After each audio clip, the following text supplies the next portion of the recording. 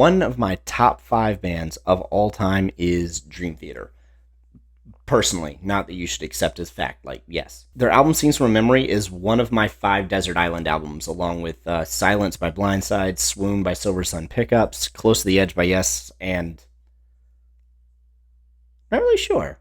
Maybe Fragile by Yes, too?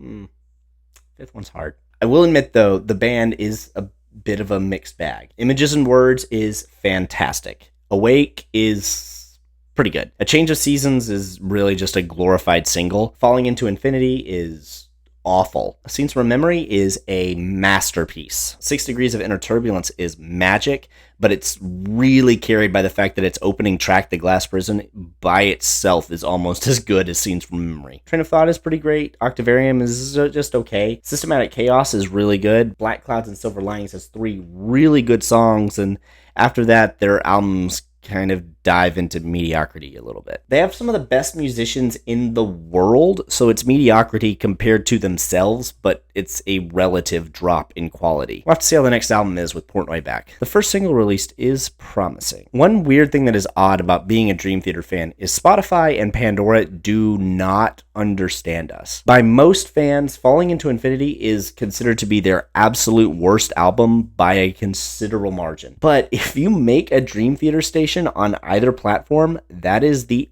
only album they will suggest songs from at first. I feel fairly certain that after I thumbs down 6 Dream Theater songs in a row on my Dream Theater station, Pandora was wondering, do you even like them? But there is one great thing that came from that boring cookie cutter phoned in attempt at mainstream success, and that is one of the greatest guitar solos of all time in their song Hollow Years. I'm going to show you the full thing and then we'll talk about it.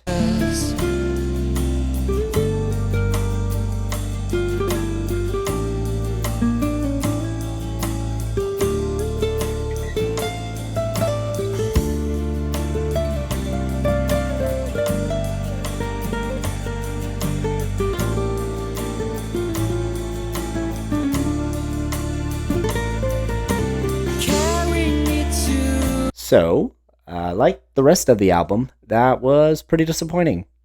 Dull, a little meandering, and barely a transition between parts of the song, and not at all at the compositional level you expect from guitarist John Petrucci. There isn't even a key change in that song. So why would I say that was one of the greatest guitar solos ever?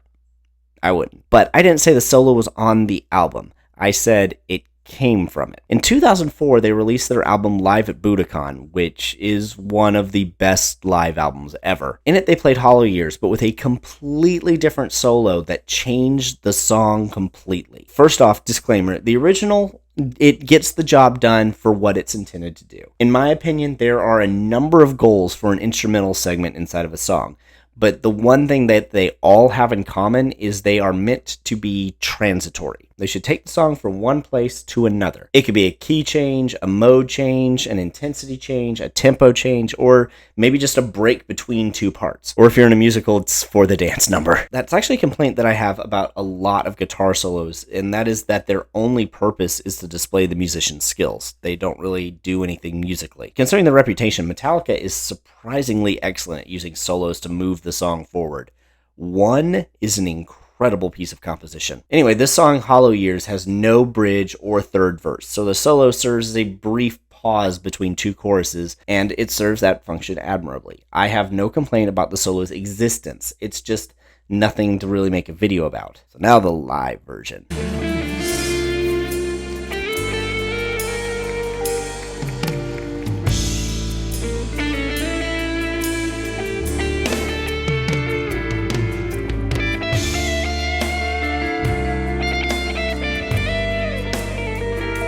It starts out with only differences in the accidentals. No reason to think there's anything new to be had here, except that the guitar tone is completely different. The original is a clean electric, but this one has more Petrucci's signature distortion to it.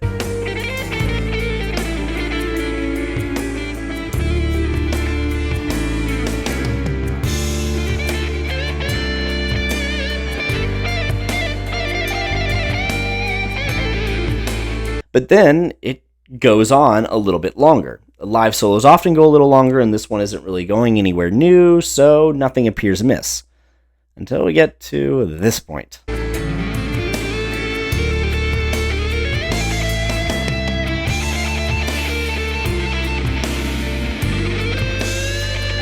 That is a lot more virtuosic and interesting than anything that we've heard previously. But then after that, it calms down a bit, and we expect the chorus to start up any second. Probably about here. But Portnoy, the drummer, signals something else is coming with a snare count. There's nothing bigger about the original's final chorus, so if you're familiar with the original, this is intriguing. What could that mean musically? Then Petrucci does a Van Halen scrape dive into an entirely new segment of the solo.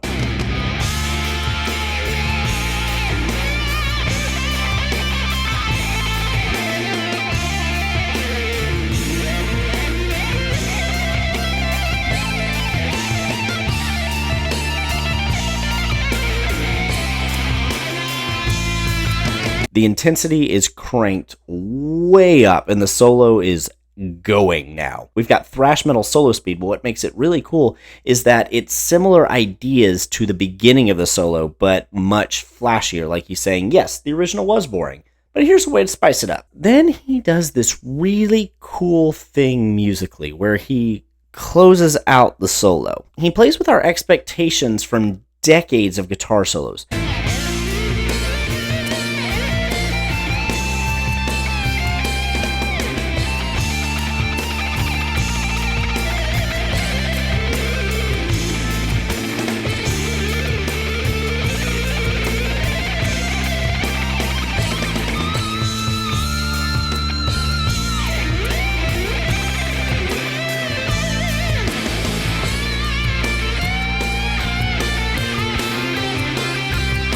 We know that this is how a solo ends. It'll have that final quick lick climbing to a bent double stop that holds out, and then the chorus begins over it, or that note fades into the final verse. This one also does that and then goes into the chorus, but it doesn't. Petrucci starts playing a more flamboyant version of his riff for the chorus, but it's still a continuation of the solo. John Frusciante of the Chili Peppers and Dave Matthews are favorites of guitarists because they're really good, but in subtle ways. They play with their music in a way that you really only appreciate if you're able to notice what they're doing. Frusciante doesn't sound that impressive to a layman, but when you've played guitar for a while, you start to notice that his strumming rhythms are really creative and very unique to him, and they're occasionally pretty hard to replicate. Your arm just doesn't want to move that way. My point in that is that other musicians notice things that non-musicians don't. We can be surprised by an odd chord choice because we notice and hear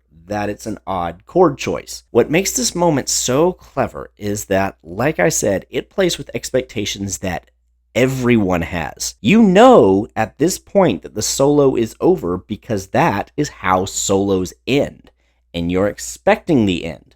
So when it continues, it's a little exciting, like you're getting more of something, and this isn't a feeling that only musicians have at this moment. Everyone that regularly listens to music with guitar solos feels the same excitement just from the music because it's continuing when it shouldn't be. And that creates an expectation that something cool is coming, and Petrucci doesn't disappoint. The chorus is this arpeggiation of the chorus chords, and he kind of imitates that, but inside of a climbing way, always climbing.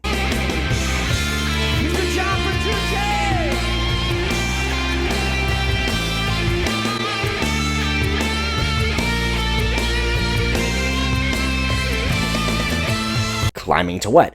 This is exciting. We already had a build-up with the snare count in earlier, but now the music is building to an absolute fever pitch, and this isn't just a half measure of a build. This is full seconds of the entire band climbing up and up and up. Then Petrucci breaks with the arpeggio and does some fast scale runs into the last note of the chord.